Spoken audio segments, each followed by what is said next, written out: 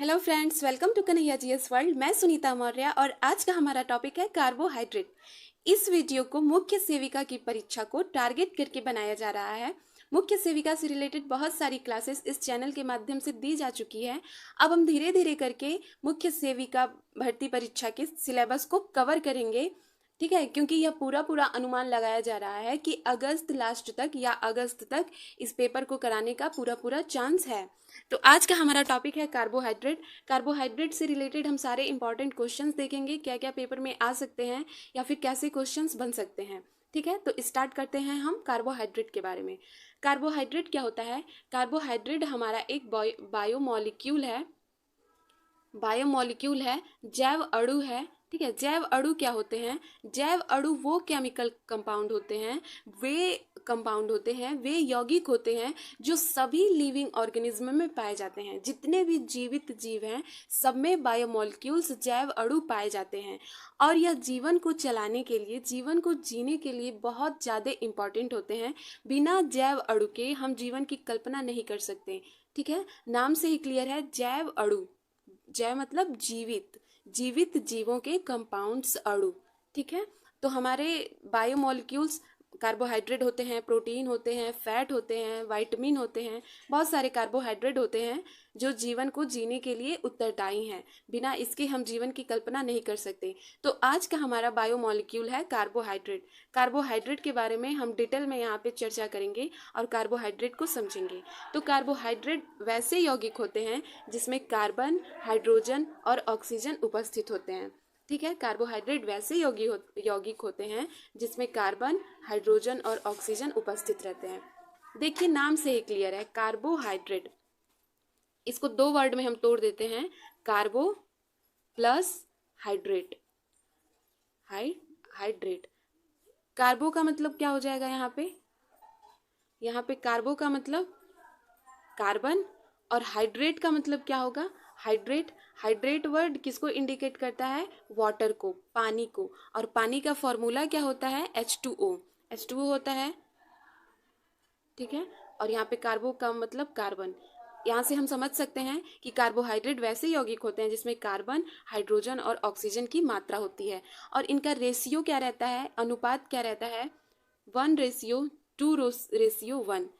ठीक है, कार्बोहाइड्रेट में कार्बन, हाइड्रोजन, ऑक्सीजन का रेशियो रहता है 1:2:1। ये बात याद रखिएगा, कार्बोहाइड्रेट में हाइड्रोजन का जो रेशियो रहता है, हाइड्रोजन की संख्या रहती है, वो कार्बन और हाइड्रोजन से अधिक रहेगी। ठीक है, अधिक रहेगी। कार्बोहाइड्रेट का समान सूत्र क्या होता है? CnH2nOn। CnH2nOn। यहाँ पे N क्या है? यहाँ पे N संख्या है। ठीक है, कार्बन की संख्या है। मेनली कार्बोहाइड्रेट में कार्बन की न्यूनतम कम से कम संख्या कितनी रहती है? 6। ठीक है, 6 से कम कार्बोहाइड्रेट में कार्बन की संख्या हो ही नहीं सकती है। इसीलिए तो सबसे सिंपलेस्ट और सबसे सरलतम कार्बोहाइड्रेट हमारा होता है C6H12O6। ठीक है, ये किसका फॉर्मूला है? ग्लूकोज का। ग्लूकोज हमारा सबसे सरलतम, सिंपलेस्ट कार्बोहाइड्रेट होता है। और ये बात भी याद रखिएगा कि जो हमारा कार्बोहाइड्रेट होता है वो किसका बना होता है? Glucose plus glucose plus glucose plus glucose बराबर कार्बोहाइड्रेट। यानी ढेर सारी जब कार्बोहाइड्रेट मिलते हैं तो हमारा ग्लूकोज का निर्माण होता है। जिस तरीके से एक एक ईंट से हमारा घर बना हुआ है, उसी तरीके से एक एक ग्लूकोज से हमारा क्या बना हुआ है? कार्बोहाइड्रेट। और ग्लूकोज का फॉर्मूला C6H12O6 होता है। तो इसमें कार्बन, हाइड्रोजन और ऑक्सीजन भी आ गया। ठीक है, तो इसीलिए हम कहते हैं कार्बोहाइड्रेट की डिफिनीशन क्या है? कार्बोहाइड्रेट वे यौगिक होते हैं जिसमें कार्बन, हाइड्रोजन और ऑक्सीजन उपस्थित होता है और कार्बोहाइड्रेट एक बहुलक होता है। ठीक है, पॉलीमर होता है जिसका मोनोमर क्या होता है? ग्लूकोज। जब ढेर सारे ग्लूकोज जुड़ते हैं तो कार्बोहाइड्रेट का निर्माण होता है। आगे हम देखते हैं, कार्बोहाइड्रेट शरीर की ऊर्जा का मुख्य स्रोत होता है।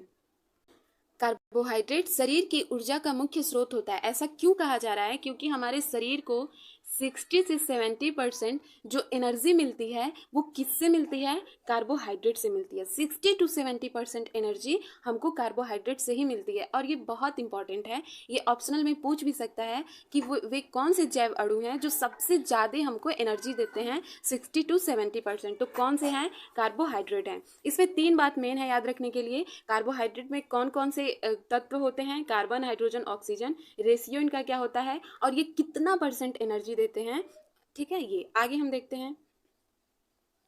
यह एक प्रकार का मैक्रोन्यूट्रिएंट्स होता है जो कुछ खास पदार्थ और पेय पदार्थों में पाया जाता है। यहाँ पर हम 2 बात समझेंगे। मैक्रोन्यूट्रिएंट्स क्या होता है, ठीक है, मैक्रोन्यूट्रिएंट्स क्या होता है और माइक्रोन्यूट्रिएंट्स क्या होता है। ठीक है, फर्स्ट पे हमारा है मैक्रोन्यूट्रिएंट्स। 2 टर्म है, मैक्रोन्यूट्रिएंट्स और माइक्रोन्यूट्रिएंट्स। इन दोनों को ध्यान से समझिएगा। मैक्रोन्यूट्रिएंट्स क्या होते हैं? वे न्यूट्रिएंट्स, वे पोषक तत्व जिनकी आवश्यकता हमारे शरीर में ज़्यादा से ज़्यादा हो, बड़ी मात्रा में हो, वो मैक्रोन्यूट्रिएंट्स होते हैं। मैक्रो का मतलब बड़ा, ठीक है, बड़ा, विशाल, वे मैक्रोन्यूट्रिएंट्स होते हैं। तो वे पोषक तत्व जिनकी आवश्यकता हमारे शरीर में बड़ी होती है, ज़्यादा होती है, अधिक मात्रा में होती है, वे हमारे मैक्रोन्यूट्रिएंट्स होते हैं। Example, carbohydrate, protein, fat, vitamin, ये सारे हमारे क्या हैं? मैक्रोन्यूट्रिएंट्स हैं। ठीक है, माइक्रोन्यूट्रिएंट्स क्या होता है? माइक्रो का मतलब सूक्ष्म, न्यूट्रिएंट्स का मतलब पोषक तत्व, सूक्ष्म पोषक तत्व। तो माइक्रोन्यूट्रिएंट्स वे तत्व होते हैं जिनकी हमारे शरीर में आवश्यकता कम से कम होती है, कम मात्रा में होती है, वे होते हैं माइक्रोन्यूट्रिएंट्स। माइक्रोन्यूट्रिएंट्स का एग्जाम्पल बोरान हो गया, ठीक है, बोरान हो गया, एमएन मैग्नीज हो गया, कापर हो गया, जिंक हो गया, जिंक हो गया, ये सब माइक्रोन्यूट्रिएंट्स हैं। तो ये बहुत इंपॉर्टेंट है, आप याद रखिएगा कि मैक्रोन्यूट्रिएंट्स क्या होते हैं और माइक्रोन्यूट्रिएंट्स क्या होते हैं। तो कार्बोहाइड्रेट हमारा क्या है? मैक्रोन्यूट्रिएंट्स है। क्यों? क्योंकि कार्बोहाइड्रेट की आवश्यकता हमारे शरीर में ज़्यादा से ज़्यादा है, अधिक मात्रा में है, बड़ी मात्रा में है, इसीलिए कार्बोहाइड्रेट हमारा मैक्रोन्यूट्रिएंट्स है। आगे हम देखते हैं, माइक्रो मतलब कार्बोहाइड्रेट का स्रोत क्या हो सकता है? किन किन चीज़ों से हमको कार्बोहाइड्रेट मिल सकता है? अनाज से, चावल, गेहूं, ज्वार, मक्का। शर्करा मतलब सफ़ेद, चीनी, गुड़, शहद, ग्लूकोज। ठीक है, वनस्पति में आलू, फल में केला। तो कार्बोहाइड्रेट का ये था स्रोत, मतलब इन चीज़ों को खाकर हम कार्बोहाइड्रेट ले सकते हैं। ठीक है, हम अपने दिनचर्या में, डेली लाइफ में जो भी फूड खाते हैं, ज़्यादा से ज़्यादा जो भी फूड खाते हैं उसमें 80% 70 to 80% कह सकते हैं कार्बोहाइड्रेट की ही मात्रा होती है। यानी दिन भर हम क्या खाते हैं? कार्बोहाइड्रेट खाते हैं ज़्यादा से ज़्यादा। और ये सही भी है। क्यों सही है? क्योंकि शरीर को ज़्यादा से ज़्यादा कार्बोहाइड्रेट ही तो एनर्जी देता है, 60 to 70%। इसीलिए हम ज़्यादा कार्बोहाइड्रेट कंज्यूम करते हैं डेली लाइफ स्टाइल में। तो ये कार्बोहाइड्रेट के स्रोत हैं। आगे हम देखते हैं, कार्बोहाइड्रेट में फाइबर, स्टार्च, शर्करा, सभी आवश्यक खाद्य पोषक तत्व मौजूद होते हैं जो शरीर को कार्य करने के लिए, ऊर्जा देने के लिए ग्लूकोज में बदल जाते हैं, ग्लूकोज में बदल जाते हैं। एक बात और, हमारे शरीर को अगर एनर्जी मिल रही है, ठीक है, हमारे शरीर को एनर्जी मिलती है तो कैसे मिलती है? देखिए, कार्बोहाइड्रेट ही ज़्यादा से ज़्यादा एनर्जी देता है, 70 to 60%। कोई भी कार्बोहाइड्रेट है, अगर उसको एनर्जी देनी है, बॉडी को एनर्जी देनी है, तो सबसे पहले कार्बोहाइड्रेट को ग्लूकोज में टूटना पड़ेगा, अपने सरलतम रूप में टूटना पड़ेगा। ठीक है, कोई भी कार्बोहाइड्रेट है, सबसे पहले उसको किस में टूटना पड़ेगा? सरलतम रूप में टूटना पड़ेगा कार्बोहाइड्रेट को। तो कार्बोहाइड्रेट का छोटा से छोटा रूप क्या हो सकता है? ग्लूकोज, क्योंकि ढेर सारे ग्लूकोज से मिलकर कार्बोहाइड्रेट बना है। तो जब ग्लूकोज में टूटेगा तभी हमको एनर्जी मिलेगी। कोई भी चीज़ हम खा रहे हैं, चावल खा रहे हैं या फिर कोई भी चीज़ खा रहे हैं, तो उसमें अगर कार्बोहाइड्रेट होगा तो वो शरीर में जाके, ठीक है, पहले ग्लूकोज में टूटेगा, ग्लूकोज में जब बदल जाएगा उसके बाद बॉडी को एनर्जी देगा, ऊर्जा देगा। तो ये लाइन क्लियर हो गई कि जो शरीर को कार्य करने के लिए ऊर्जा देने के लिए ग्लूकोज में बदल जाते हैं। तो शरीर को ऊर्जा, एनर्जी कब मिलेगी? जब कोई कार्बोहाइड्रेट हमारा ग्लूकोज में बदलेगा। आगे हम देखते हैं, कार्बोहाइड्रेट कितने टाइप्स के होते हैं। ठीक है, वर्गीकरण इनका देख लेते हैं, कितने टाइप्स के होते हैं। कार्बोहाइड्रेट हमारा मुख्य 3 टाइप के होते हैं, मोनोसेकेराइड, डाइसेकेराइड और पॉलीसेकेराइड। Monosaccharide, disaccharide, polysaccharide. अब हम इन तीनों को समझ लेते हैं कि मोनोसेकेराइड क्या होता है, डाइसेकेराइड क्या होता है, पॉलीसेकेराइड क्या होता है। मोनोसेकेराइड नाम से क्लियर है, मोनो का मतलब एक, सैकेराइड का मतलब शुगर, शर्करा, ठीक है। मोनो का मतलब एक और सैकेराइड का मतलब शुगर। तो ये 1 शुगर मॉलिक्यूल होते हैं, 1 शुगर मॉलिक्यूल, ठीक है। जितने भी मोनोसेकेराइड होते हैं 1 शुगर मॉलिक्यूल होते हैं। और 1 शुगर मॉलिक्यूल हमारा क्या होता है, ग्लूकोज, C6H12O6, C6H12O6 ये हमारा 1 शुगर मॉलिक्यूल होता है। मोनोसेकेराइड सबसे सरलतम, रंगहीन, घुलनशील, मीठे सेकेराइड होते हैं। इसमें छह कार्बन शर्करा ही मिलेगी, इसमें 6 कार्बन शर्करा ही मिलेगी, इससे ज़्यादा मिल ही नहीं सकता है, ठीक है। अगर कोई भी कार्बोहाइड्रेट है उसमें कार्बन की संख्या 6 है तो हम क्या समझेंगे वो कौन सा कार्बोहाइड्रेट है, मोनोसेकेराइड, ठीक है। ग्लूकोज सबसे सरलतम इकाई होता है, यूनिट्स ऑफ कार्बोहाइड्रेट, ये हमने पहले देख चुका है। शहद में ग्लूकोज की मात्रा 30 to 40% होती है। अंगूर, शहद, मीठे फल, शक्कर, गुड़, चुकंदर, शकरकंद, इन सब से हमें ग्लूकोज की प्राप्ति होती है। आगे हम देखते हैं फ्रक्टोज। फ्रक्टोज को फलों की शर्करा, फ्रूट शुगर या लेबुलोज भी कहते हैं। ये याद रखिएगा, पूछ सकता है फलों की शर्करा या लेबुलोज या फ्रूट शुगर किस कार्बोहाइड्रेट को कहते हैं, तो फ्रक्टोज को। गैलेक्टोज या प्राकृतिक में स्वतंत्र रूप से नहीं पाया जाता है। जब लैक्टोज और ग्लूकोज मिलते हैं तो गैलेक्टोज का निर्माण करते हैं। सबसे इंपॉर्टेंट याद रखिएगा, गैलेक्टोज ही एक ऐसी इकलौती शर्करा है, इकलौती कार्बोहाइड्रेट है जो हमें किसी भी वनस्पति से, पेड़ पौधों से प्राप्त नहीं होती है। ये बहुत इंपॉर्टेंट है। आगे हम देखते हैं disaccharide. Disaccharide 2 sugar molecule, 2 sugar molecule जहाँ मिल जाएगा उसको हम लोग डाइसेकेराइड कह देंगे। यानी मोनोसेकेराइड प्लस मोनोसेकेराइड बराबर डाइसेकेराइड। मोनोसेकेराइड के अणु जुड़ते हैं जो एक डाइसेकेराइड अणु का निर्माण करते हैं। डाई नाम से क्लियर है, 2 शुगर मॉलिक्यूल इसमें प्रेजेंट रहेगा, ठीक है। इसका उदाहरण है सुक्रोज। सुक्रोज हम देख लेते हैं। सुक्रोज, इसका फॉर्मूला होता है C12H22O11। ये हमारा चीनी है या फिर सुक्रोज है। इसको ईख, गन्ने की शर्करा या चीनी भी कहा जाता है, किसको, सुक्रोज को। गन्ने में इसकी मात्रा 10 से 12% होती है, चुकंदर में 12 से 18% होती है।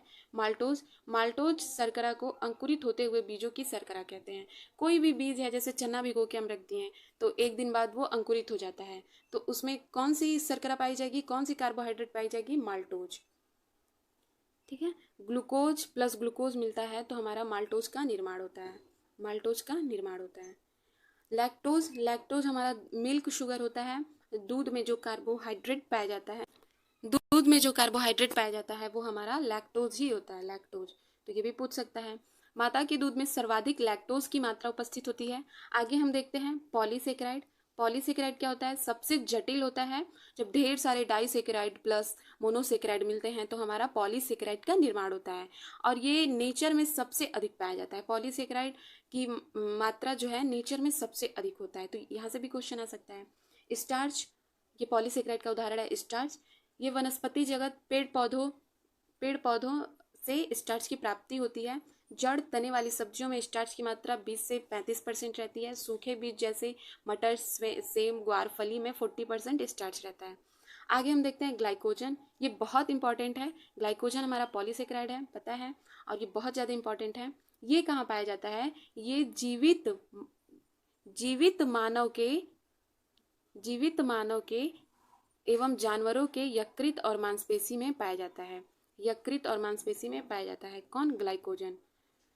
स्वस्थ व्यक्ति में कितना ग्लाइकोजन होता है, 550 ग्राम ग्लाइकोजन जमा रहता है। अच्छा, ग्लाइकोजन हमारा जमा कहाँ होता है ये हम समझ लेते हैं।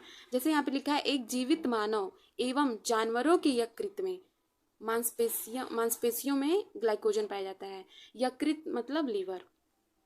जैसे हम एक्स्ट्रा ग्लूकोज ले लिए, ठीक है, खाने के दौरान मान लीजिए एक दिन में हमको 10 ग्राम ग्लूकोज की ज़रूरत है और हम 20 ग्राम ग्लूकोज कंज्यूम कर लिए, खा लिए, तो एक्स्ट्रा ग्लूकोज जो हमारा बॉडी में जाता है, एक्स्ट्रा ग्लूकोज बॉडी में जाता है, वो हमारा ग्लाइकोजन में कन्वर्ट होकर लीवर में जाके स्टोर हो जाता है, लीवर में जाके स्टोर हो जाता है।